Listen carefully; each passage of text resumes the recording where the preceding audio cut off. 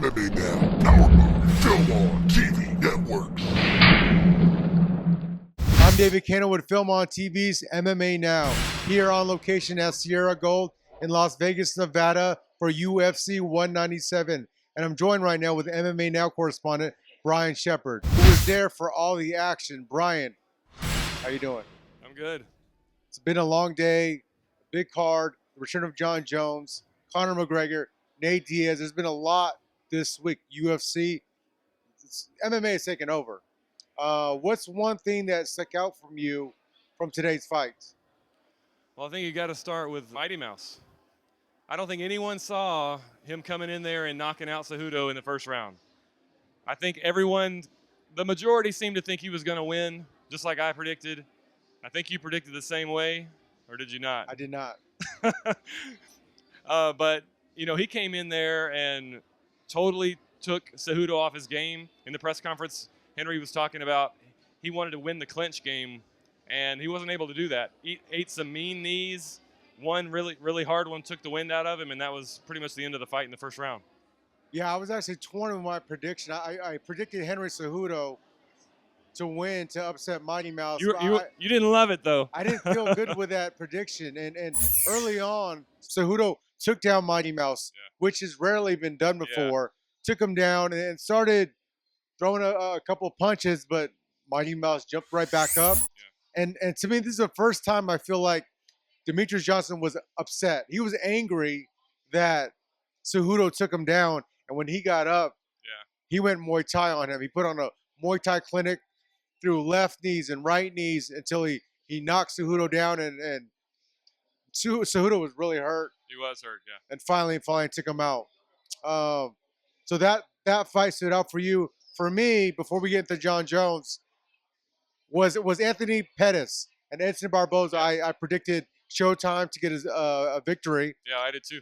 He lost 2 straight, and I thought if he lost the 3rd straight to Edson Barboza, a 3rd straight fight, the 3rd being to Edson, that where does his career go from now? What happens to Pettis now? A lot of people on social media were saying he should go down to 145, but he has trouble getting down to 155. Yeah. He's not going to make 145.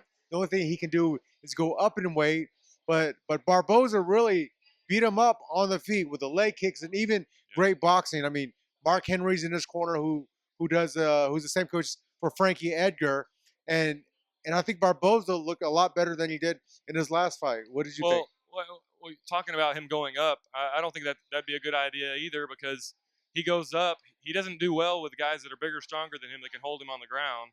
So I think he runs into that if he moves up to 170. But I just thought he was very game in the beginning. He was game in the end, but everything he did was a step behind what Barboza was doing. Every time he tried to initiate something, he was getting caught with that quick left hook that Barboza kept throwing in, and those kicks were just debilitating. I mean, looking at him at the end of the fight, you know he was hurting after those. A tough knock for Pettis, who was former UFC lightweight champion, on the cover of Wheaties. He was essentially the poster boy for the UFC for a small amount of time. Well, you tweeted out something really interesting about that RDA matchup, that he really got beat up during that fight. And I watched that fight again not too long ago, and man, that was hard to watch. I mean, he really got beat up during that fight. He had a broken orbital bone. And the thing about that fight is what a lot of people don't understand is one big fight, a fight that's really harsh, it can really break a fighter. I remember talking to Don Fry a couple years back where he had a big fight with Ken Shamrock, a bad blood fight. And after that fight, they were never quite the same fighter again. And that might be what happened to Anthony Pettis. Right. And it's, if he loses the 4th one, I mean. Well, and I heard some people, overheard some people talking in the media room tonight about his sparring went really well. Like he was taking guys out in sparring, like one after the other. But you know, apparently whatever Barboza did in training camp, he was able to implement in the octagon, like he was talking about during his interviews post fight. And you know, he was just a step behind. He wasn't able to keep up. And it'll also be interesting to see if Pettis switches camps. He did a little bit of time in Albuquerque with Greg Jackson's camp. Duke Rufus wasn't a big fan of that. So it's interesting to see, does Anthony go down to Albuquerque and make that the home, or does he stay back with Duke? I mean, to me, you can't have your foot in two camps. It has to be one or the other. So John Jones, return of Bones. It wasn't Daniel Cormier. Oven St. Preux, the former D1 linebacker for the University of Tennessee, who a lot of people didn't give him a chance. No, but I like that guy. I really do. I like his demeanor. I like the way he came out in the cage. I like the way he's just a beast of a man. I mean, clearly the biggest, if not one of the biggest guys that John Jones ever stepped in the ring with. Did you like the fact that he lost? I think everybody wants the underdog to do well. I think he did a lot. He did better than a lot of people thought he would. But I really thought, like we talked about yesterday, he had more than a puncher's chance. I think if he would have had a better camp, a longer camp, work on his cardio a little bit, and then I think you're way off on this one, Brian. I mean, sometimes you're on, sometimes you're off. And on this one, I tweeted out, John Jones is a fighter, but he's also a mixed martial artist. Oven St. Preux is a fighter, but he's an athlete. He's a football player. I agree with that. Yeah. At the end of the fight, this is the difference between a martial artist fighter and an athlete. John Jones said, I'm disappointed in my performance. I don't want that belt. Big props to John Jones for that. He said, that's not mine. I want Cormier. Right. Let me fight Cormier, and then let me get my belt. That's what I want. And you have the adverse with St. Preux, where he said, you know, I'm proud of my performance. I'm proud of what I did in there. And that didn't settle well with me for not a real fighter, because he's a real fighter, but someone that's a true fighter with that old school mentality, that when they lose a fight, they don't say, I'm proud of myself because I went 5 rounds with a former champion. Mm-hmm. They don't say that. They say, I'm upset with myself, and I'm going to make myself better because of this. Well, I think it became evident throughout the fight that, you know, he was just trying to survive it and make it to the end. I mean, granted, he was trying to land some shots, but he wasn't terribly active throughout the whole thing. And who knows when exactly he broke that he broke his arm, because that came out post-fight that, you know, one of those kicks had broken his arm. So, and I think if he could have put more punches together as well. I mean, he would throw a 1-2. He caught Jones a couple times. He did. John Jones has a tough chin because he caught him flush. And Jones wasn't used to someone else having that same reach, because he didn't even try to move for a couple of those long jabs, one of those straight rights. He didn't even try to back up. So I think he didn't realize how much reach that OSP had. I mean, John Jones still had a 4-inch reach advantage, but the thing about that was he would throw 1-2 and then he would stop. He would throw 1-2 and stop. Yeah. And you can't win a fight throwing 1-2s and 1-2s. I don't know why his coaches didn't tell him put together combinations of 1, 2, 3, 4, back to a 2, 1. It just and even the kicks that he's so famous for. I don't think I saw one dedicated kick to try and hurt John Jones. And I think we saw why when he got on the ground a couple of times with him, and that's really the only times he got beat up is when Jones took him down and was able to implement some ground and pound. I actually think that this was good that John Jones didn't fight Daniel Cormier, because John Jones did show some ring rust. I still think he could have finished the fight if he wanted to. He could have taken the fight to the ground. I think in the end of the 4th round he tried. 5th round he threw him down a couple of times, and at that point he said, you know, I'm just going to get through this fight. Well, he talked multiple times in the press conference about, in the back of his mind, he's like, I need to fight DC. I need to fight DC. So he was already backing off the throttle because he didn't want to get caught by one of OSP's big kicks or big punches, which he gave him props. He's like, this guy has 1-punch power, and I don't want to be on the losing end of it when I have this. My goal is to fight DC for that belt. Also on the card was Yair Rodriguez against Andre Fili. Rodriguez training at the same camp as John Jones, Great Jackson Winklejohn, and then we had Andre Fili out of Team Alpha Male. I predicted Rodriguez to win the fight, and he won in a spectacular form. He did, yeah. He looked like the Karate Kid, the last scene of Karate Kid. He didn't put his hands up like he did, but he threw almost an identical type kick to put out Fili, who's never been put out in that manner. Right.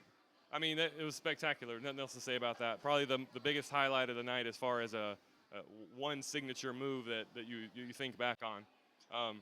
Right. I know Max Holloway has signed a fight already. But I that would be a good fight. Rodriguez and Holloway, Rodriguez, and even the loser of Aldo and Edgar. I mean, I think he needs someone in the top 5.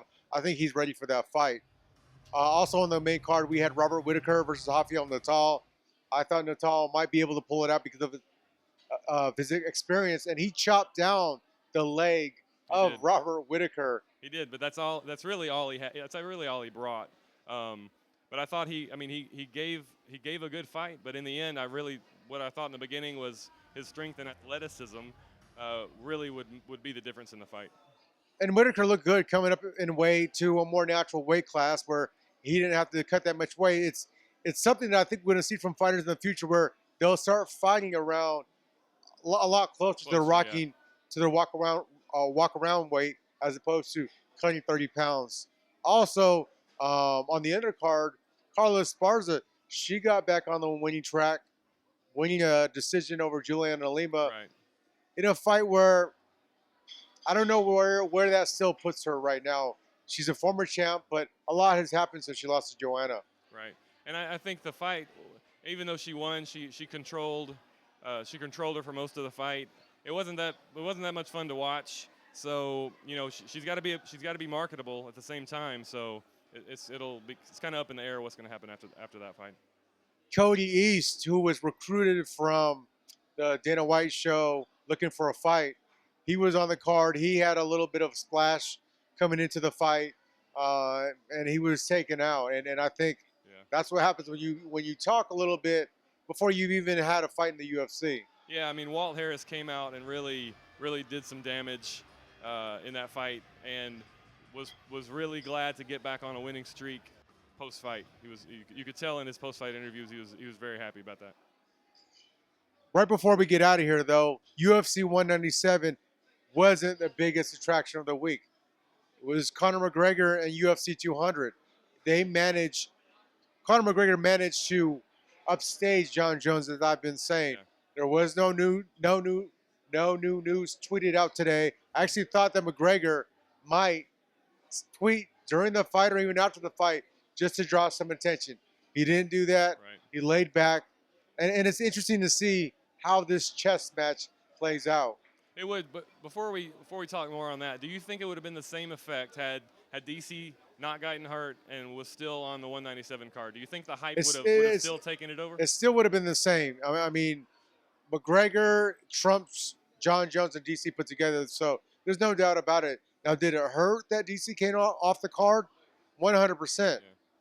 I mean, this thing, DC and John Jones was going to be fireworks. Obviously, you had a game OSP step in, but what McGregor has done in the past couple of years, and I know I've taken flack both ways from McGregor.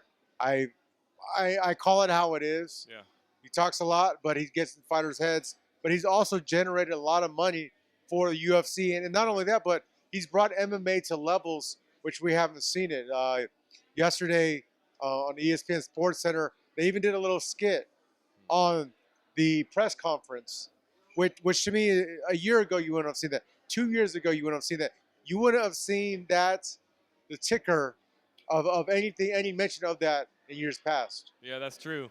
And the fact that there's been no new news tweeted out, the fact that we both said that phrase twice and we're able to get it out of our mouths, I think it's still up in the air. I still think the ball is in the UFC's court to figure out what they're going to do.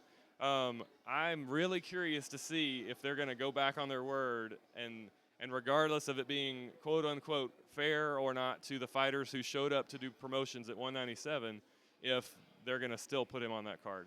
I tend to say no, but I guess you never know. It wouldn't be the first time that the UFC went back on their word. And another thing, I wouldn't be surprised. Well, that's going to do it for us for UFC 197 here at Sierra Gold in Las Vegas, Nevada. We want to thank Sierra Gold for having us here. Yeah, they've been awesome to us. If you're not familiar with them, if you live in Vegas, they got a few spots around town. Check them out. But make sure you keep it locked in here. We got a couple new things coming on in the next couple weeks. some new content, new shows, and it's only going to be on MMA Now.